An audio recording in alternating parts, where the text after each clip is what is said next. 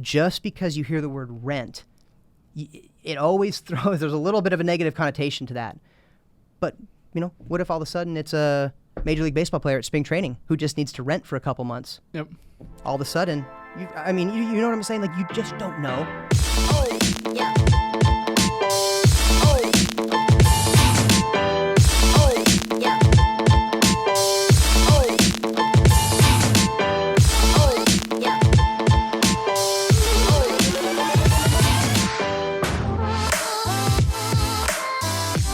Hey guys, welcome to another episode of Break It Down with Braydon. I got Ryan Jones with me this morning.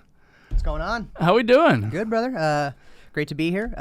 Watch every week, and just been waiting for my turn. Hey, I'm ready. Thanks for coming on, dude. Hell yeah. I'm excited. Yeah. Ryan and I have known each other for a very long time, probably, maybe 20 years, something like that. Probably going just under 20 years. I grew up in the same grade as his sister, Alex, and she's been a friend ever since. I've known her since, I think, 4th, 5th grade, something like that. So I've known her for a long time, and it's just been cool to watch you kind of grow and the family grow over the years and kind of where you are today. So, Ryan, you jumped into real estate about a year ago? Just under a year, September 11th, actually, to be exact. And just lighting it on fire.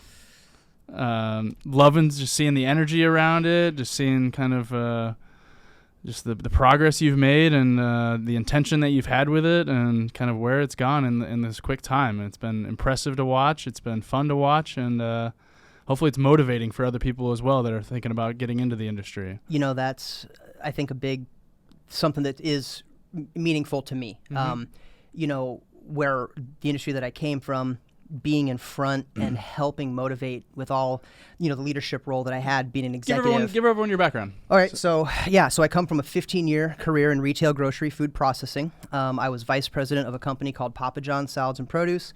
I was third generation in the business. Fully expected to live out that business dream and take over the family business. However, we got to a point in about 2018 where we were simply growing so big. And to give you a simple, stupid explanation of what we did, when you walked into Fry's and you went to the produce department, bought a bowl of cut pineapple, walked over to the deli, scooped out a pound of potato salad, and bought a pre-made sandwich, my company made that product, shipped that product, and you ate it every day, but you all thought it was coming from behind the store. It was coming from our facility, and we did that across the entire Western United States. Brag about it a little bit. Tell everyone some numbers and stuff, because I think it's kind of impressive and it gives a little bit of insight of your background, which is cool. So we had a 203,000 square foot facility out in Tolleson, Arizona. We were doing about just over $2 million a week. We serviced over 800 retail grocery stores across the Southwest. Yep. As you guys can imagine, it was 365, 7 days a week, delivering perishable goods. So Thanksgiving, Christmas, no vacations. And ultimately, being in the leadership role that I was in, I had multitude of people that were under me, that were signing their paycheck. And, you get caught up in everything always floats to the top. And so when you're in that role, it really starts to kind of take over, and you start to you thrive, and you get molded on how to navigate those situations. And coming from that extreme corporate background where I'd be sitting across from an EVP of Kroger, 100% fill rate on time. Well, why wasn't it 105? Right? Yep. The appreciation aspect of it and the true emotion aspect of it, there wasn't any there. And after so long of being good at what we did, because we were good. We were the number one company on the West Coast. And actually when we sold, we were bought by our biggest competitor, who is Taylor Farms. I'm sure you guys have all seen them. They're in the grocery stores. They make the bag salad kits, you name it. So to have all that exposure when we were ready to go. And by the way, Taylor Farms was a great partner because it was family. However, Coca-Cola, Del Monte, Warren Buffett, Berkshire Hathaway, they all wanted us. Yep. It was a major deal, and I was fortunate to be in the position I was in. However, as lucrative as it was, the work-life balance, you start to lose it because you get married to it. You get that stress and that success. You feed on it, right? And you thrive for it, and you want all of it. Well, again, you can have it all, but after so long of just truly nothing on the backside to really truly make you feel appreciated for what you were doing every single day, it just wasn't there anymore. And so I stayed on when we did partner. My intention again was to continue with the family business. Real estate at this time was nowhere in my brain. Yep. Not even a sight. It wasn't. Yep. But one day I just said, enough. I was losing. I wasn't going to my kids' games. I wasn't going to practices. I mean, it wasn't the life I knew I wanted. Yep. And so I stayed on about 8 months. I parted ways. I resigned. I resigned, took severance, took some vacation, and I started investing in real estate, with my father. And so that really started changing the course of the conversation. And talk a little bit about that. What did that kind of look yeah, like? So basically, we both came into it completely blind. Yep. But one thing that was very fortunate was my team and my partners, the DeLongs, Janice and Charles DeLong, but mostly Janice at the beginning. She's been a family friend and our family realtor for 20 plus years. And so we were a great team. So we were buying the right properties at the right time, and it started to show a good return. And so what happened is we kind of took our first wave, which was more lower scale properties, little bit smaller profits, and just keep going, to then saying, you know what, let's bump this up a little bit. Let's go for the more high profit, and let's turn a little bit less than we are. It's less to manage, et cetera. Well, within that conversation, it was like, if we're going to do this and we're making money doing it, why not really get involved in it? And I, at that time, was sort of like, well, is this what I'm going to do with my life? Just literally invest in real estate? Right. Yeah. It was scary to me being 35 years old, single dad, 2 kids, because, there's just a lot of risk. Exactly. Yeah. So I said, well, let me get licensed, and, we'll obviously be able to save the internal commissions within that, keep the profits a little higher, and then keep going. Our own properties. And so that's when I sat down with Janice, and just sort of as a mentor role, kind of looked at her and just said, can I do this? Like, you know me, you've seen what we've built, how I operate and the energy and the positivity that I bring every single day. Can I do this? Because when I walk into Fleming's tonight and I have a megaphone, I say, who's a realtor? Half the restaurant's going to raise their hand. So how do I make my impact? Yeah. And I think having that raw and real seal of approval and confidence from a trusted and absolutely trusted family friend to say, Ryan, not only can you do it, but you're going to be damn good at it. And I promise you that. And we're going to help you and we're going to walk you through. Yeah. So go get licensed and let's go have some fun. So 20 days later, I was licensed. I did that quick, 9-day in-person course, got it all taken care of. I love that. And within 1 month, I had my first $800,000 deal in South Scottsdale. Oh, yeah. I dove right in. Yep. I invested in myself. This is a business, and I think that's what a lot of people misunderstand when they get into this. Yep.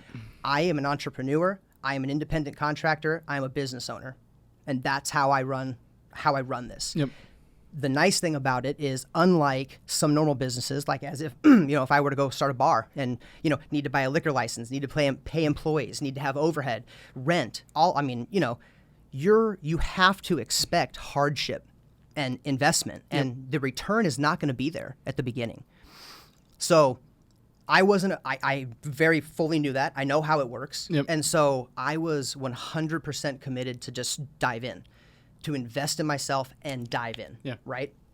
And so with that being said, I went right away. I called some friends of mine who were realtors in the industry, and I said, what did you do? What did you do? Right. Just taking innocent advice. Yep. And I took that and I ran with it. And for instance, again, I made my first Realtor.com zip code investment within 2 weeks of getting licensed in South Scottsdale, and I had that investment paid off within 2 days. That was like unheard of. Yeah, it was your first lead, right? First lead. First lead. But, and gotta, I know. Gotta love that. Yeah, and I know how asinine that sounds and how, unrealistic it probably is. But that moment, the feeling that you get when you hear it from that client to say, hey, we want to work with you, it was the best rush that I have ever felt. And from that moment, it has just taken off, man. Yeah. I mean, I'm blessed to be able to sit here today and tell you that I, in 11 months, am a top 1% agent in the state. I had my June. I sit here so humbled because my June, I was number 8 in all of HomeSmart for sales volume. And there's what, 5,000, 6,000, 10,000 agents at HomeSmart? I think it's the number one. Yeah, exactly. I mean, brokerage in terms of volume of agents. Yeah. Yeah. So it's very impressive. That's a testament for sure. Yeah. So, again, the biggest thing that I can say is I had no experience in this. How has the DeLong Group been instrumental for you? More than I could ever imagine. And the nice thing is, let's be real. Are they perfect? No one's perfect, right? Yep. There are certain things that I've been able to even bring to the team that I can see is, showing within that. Yeah. But the bottom line is, yes, my mentorship that I have had from my 2 mentors, Janice and Charles, who you know very well, another very good friend of ours. Yep. But it's been instrumental. The fact that they walked me through all the legalities, all the contracts, all the CRM. I mean, you name it. Just down the road, it has been such a blessing. And I'll be honest, speaking to you new agents out there, I really, really highly believe and recommend getting a team. Yep. Finding that right team, finding that fit, because it's feast or famine. And if you can't bet on yourself, then number one, you need to seriously rethink that right away, because that's all you really have to do. But when you can find partners that believe in you and want to support you and want to help you, there is no price you can put on that. There is no, Well, and I feel like the real estate industry can be really lonely, quite honestly, as negative as that sounds, if you don't have that team and that camaraderie and that culture. And I feel like it's really instrumental to be around the people that are successful in doing it and doing the day-to-day things that show you, all right, this is, like you said, it's a business. I can't just treat this as like, oh, well, I've got my license now, I don't have to work per se. It's like, actually, you got to work almost probably more. Yep. It's your full-time job now. And you know what? It's like, again, I'm used to work. I only knew 14, 16-hour days in the office. Ultimately, it cost me my marriage, Now I'm a divorced single dad. But in looking back and putting everything out on the table, it was probably the best thing that ever happened to me. I mean, I have my relationship with my ex is wonderful. We're great friends. You just got to keep all that positivity there, because if you can, then again, what we do every day, we are blessed to do it. And I come from, again, long days and too much stress and no appreciation other than the ones closest to you that you were working with. But the ones that you were trying to please, it wasn't there. And this now, I'm so addicted to it, man. Like it is, I say that with such like just happiness and fire, but again, guys, you could see that through all your social media and your different posts and stuff. You're truly invigorated around it, and let me say something to that too. And again, another kind of like, hey, I'm speaking to you guys here. I was scared to death with social media. I didn't have social media other than the normal Facebook page that you have for your family and friends. That was it before I started this business. Of course, I knew right away I had to change that very quickly. I wasn't naive to it, but I was scared. And everyone I talked to, I was like, guys, you're going to just start seeing some silly stuff, and I'm just going to throw it out there. It is what it is. I love it. You're creating your brand. I mean, we were interviewing Ben, and we were walking out, and he had already seen you on social media and stuff, and that was just a testament. Like, I mean, you haven't been in the industry that long, and he is a very reputable lender in the Valley, and the fact that he already knows your name and stuff is a testament to what you've accomplished. It's cool. Well, and I appreciate that. And again, it's been something that now, after almost a year in, I love it now. I do. Well, and you're authentic with it, and you're creating your brand. Like even you do some cheesy shirts. Yep. But that is you, and it's that's the brand. I mean, it's again, the brand. Exactly. when I say, hey, this is Ryan Jones, the Valley Realtor, coming at you, you guys, it's a hook, and it works. And I mean, I sponsor a radio show every Saturday. Let me throw a little shameless plug: the Vibes Alive Radio every Saturday morning, 9 to 10 on KWSS 93 FM. But again, you have to be able to do it, right? You can't. You gotta dive in. You've got to embrace it. I tell people all the time: get over yourself. Yep. That's who you are, and everyone likes you for a reason, and everyone likes your quirks, and they want to see your quirks actually. And if you can't laugh at yourself, then you've got an issue. And social media will never work for yourself, because everyone's got to be able to laugh at themselves. Humility. Yes. You have to embrace it. You do. Yep. I mean, Everyone's and- weird. Everyone's got their quirks. Correct. Everyone says dumb things. Yep. Everyone's gonna say Yep. whatever. And when you're around someone long enough, no matter the industry, they're gonna see those anyway. Yep. Your natural self is always gonna be you, and don't ever fake it. Yep. I mean, you know, people know that. People get fake.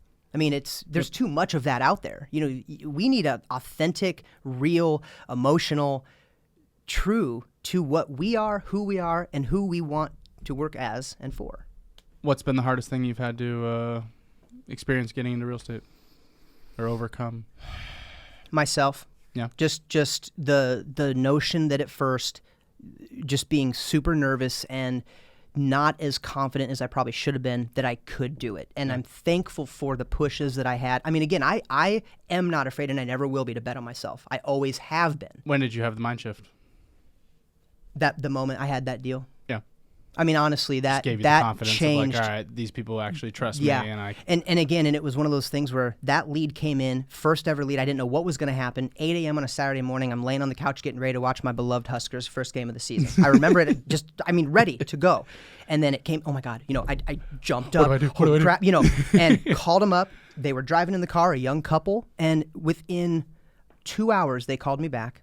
Again, I had no idea what I was doing. I was scrambling. I was writing down everything they were What saying. was the first dialogue you had with them? Was it Just kind like of, just, hey, you know, I got your note on this property. What are you looking for? Are you were guys they been requesting looking a long? showing, or what was? Well, they were actually in California, so they Okay. were getting ready to move. And it was like, hey, we're just kind of casually looking. But yeah, you know, if you could start sending us some properties, that'd be great. And then, of course, I kind of threw out the whole, well, hey, since you're in California, I can absolutely do some FaceTime showings, just kind of however you want to play it. And so, you know, I was like, let me, you know, are you pre-qualified? You know, no, they weren't. So I called honestly, a huge mentor of mine that got me going on this too, which is Travis Schmidt from Fairway Independent Mortgage. And I called him right away, of course. And I'm like, dude, oh my God, like, you know, I'm freaking out. And he's like, let's go. You know, he's so happy for me, whatever. So they have a conversation. And then, of course, you know, probably about an hour later, they called me back and just said, man, between you and Travis, we really just like your guys' energy and we'd love to work together. And I remember I was heading after the Husker game, I was heading to a birthday party. I was in Walmart getting a gift real quick.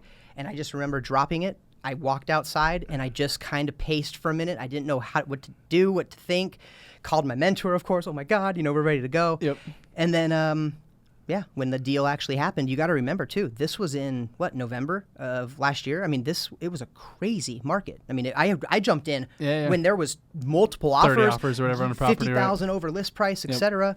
And I'll never forget when the other agent called me, said, we want to accept your client's offer. She made a comment and she said, I can't wait to work with you. You've really impressed me with how you've handled yourself, and we would love to work with you guys. And to hear that from a really established agent on the other side, after, again, only doing this hot and heavy for days, Right. I was like, okay, Janice was right. Yeah. You know, she was right. I can do this. Right. My personality is, you know, it just was like a boost. And it's okay to embrace your own self-worth, satisfaction, you know, whatever. Like, you know, it was the first time in a long time where it was like, man, this is going to be fun. Yeah. Like, this is going to be fun. I could do this. I can do this. Yeah. Yeah. And again, I have not taken my foot off the gas, nor will I. Market from when you started to today. Well, I think there's a lot of misconception out there.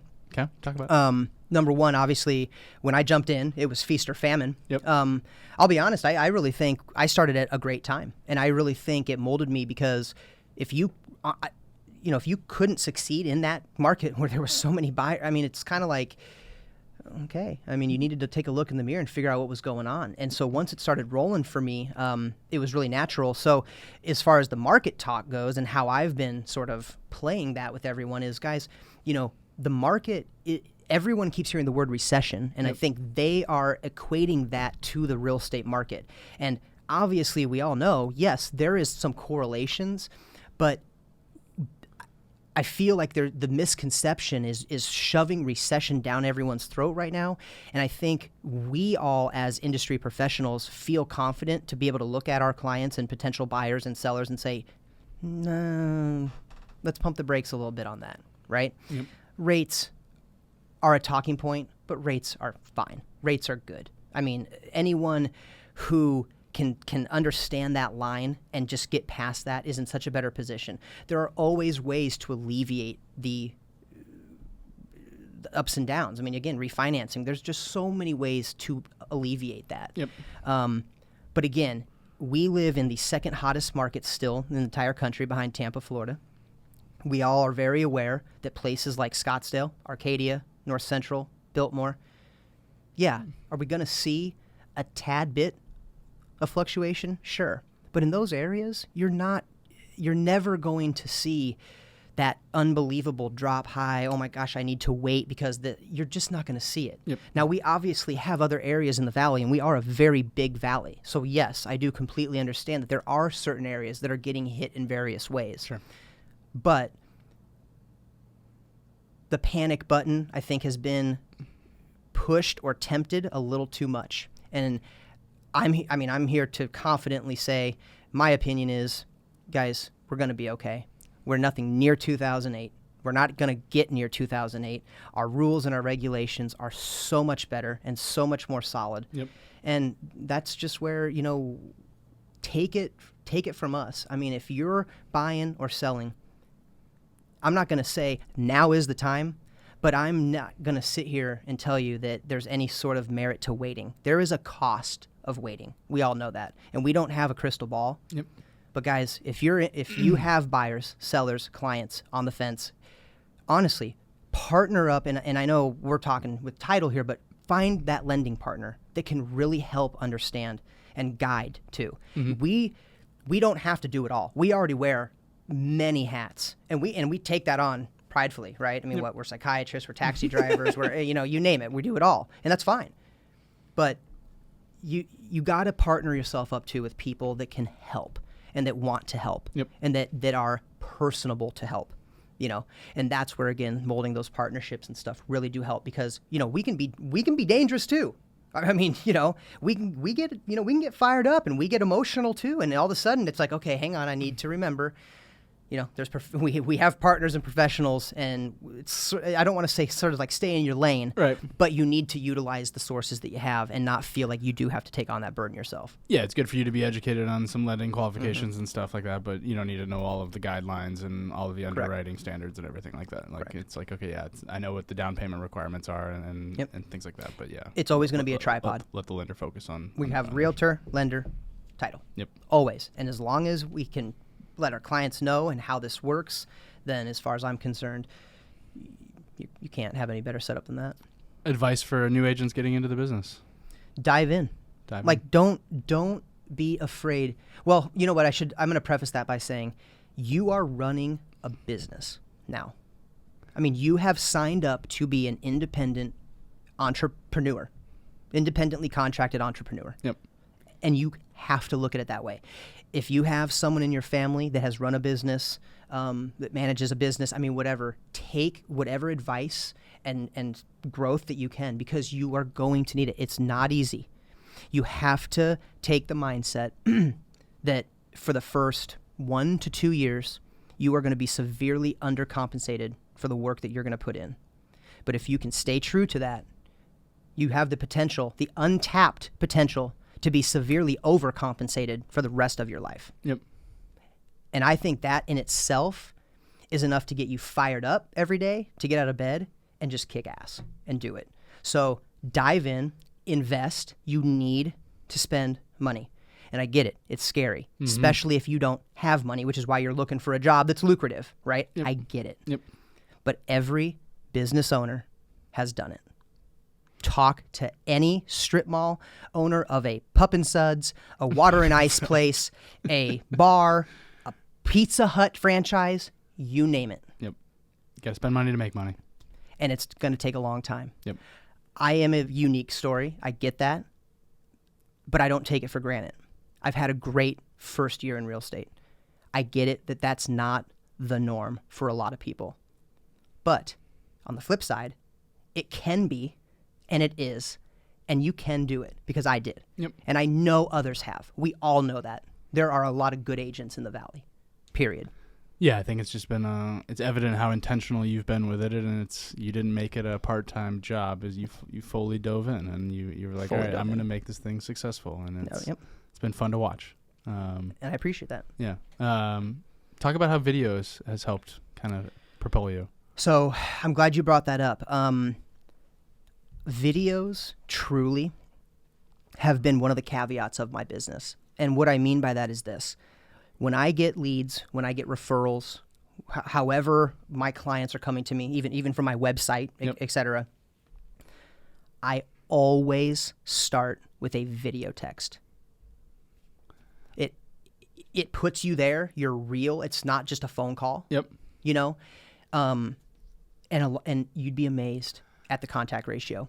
I wasn't even talking about that. I wasn't aware you were doing that, so that's impressive that you're doing that. But what I was talking about is just the amount of times you put yourself on camera on just Instagram stories and stuff like that, even if you're just talking about what you did throughout the day or what you've got coming up or different experiences that you've overcome or just some sort of experience. I think it allows people to really share that experience with you and really learn from your experiences and stuff. So it's been cool to see. Yeah. And so I always try to tell people that they need to be doing more of that stuff, and kind of we talked about earlier is just getting over it and doing it. And I need to be better about doing it more myself. And Jesus and I talk about that all the time. It's like once we get ourselves on camera, it's like, oh shit, now we don't want to do it. But well, and you know, to tie those together, I brought that first point up because of the fact of how much, at least seemingly, interest I'm getting in the videos. And I had to swallow that pride right at the beginning and just do it. And we all know we're our own biggest critic. We don't look good on camera. We don't sound good on camera. You know how, everyone feels the exact same way. Oh, yeah. But I'm blessed to have the support around me that I do. My family, my friends, my former clients and colleagues, and my new clients and colleagues, and the friends that I've met in the time that I've done this, whether they're whether they're industry partners or not. I've met a lot of good people that constantly are supportive. And I feel like if you surround yourself with all that and that energy, it just helps feed it. And once I got that feeling of, man, you know what? I'm making people laugh. I'm making people tune in. People want to see attention. What I'm doing. Yeah. Again, if you can't let that motivate you to do more and better, well, then again, you need to take a step back and look and ask yourself why. You've got to just get out of your way, and once you do, it takes off. I started my The Valley Realtor Instagram page, probably would have been a couple days after I got licensed, so probably middle of September. Here I am almost a year in. I'm just at under 1,000 followers. I think that's pretty good. It's about 100 a month. I don't know what the normal growth rate is or whatever, but to even look back, I never thought of what that would be or what that would look like. And here I am, and I'm like, wow, people are interested. People are watching. I see the story counts. I see the views on the videos, and I am really cognizant of mixing that professional and personal because I do believe that you shouldn't separate. I do wholeheartedly believe people need to see you as a real person. This industry is not easy, and I think that you need to show that. Whether you're writing up an offer at 11 p.m., whether you have to hit the gym at 5 in the morning because you got, all that stuff's real. Yep. We're parents. We both are, right? You've got younger kids than I do. I get it. You know what I'm saying? And you need to. I was going to say there's nothing wrong with incorporating it. No, you need to. People need to see that you are just as much of a great dad and a soccer mom, so to speak. We just take on so many hats. It's connections and relationships. Correct. Like people want to, as much as people want to work with me because I'm great at title, like people want to work with me because I hang out with them and I play golf. Right. We go boating. Correct.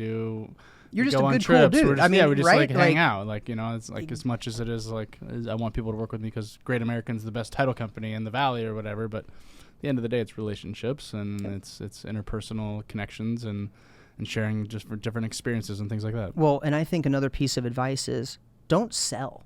Don't sell. And I even I mean it even too, like selling yourself even. Don't sell. Just be an authentic, real you, and gravitation will come to you. People want to be around and be with confident, fun, energetic, people. Yep. I mean, I could sit here with a monotone voice and not real much emotion and just tell you, yeah, I'm good at what I do, and I'm going to be the best realtor you're ever going to have. Yep. Okay. Right. Yep. I would rather come out. I mean, it's even thinking things like my website. Right now you go to my website, it's a realtor real website. I mean, it's about buying and selling homes. Yep. Do I really want that? It needs to be about me. Right. And just who I am and what I do, but more so, wow, that guy's pretty cool. Yeah. I want to meet him. I want to work with him. You know what I'm saying? Yep. So I now, about a year in, am sort of starting to reevaluate even a little bit on my side. And I say, don't sell. Yep. But am I guilty of it at times? Absolutely. I was just going to say, it's kind of a hard barrier. Right. Of like, okay, it is. Like, how do I do this with still being effective? Yes.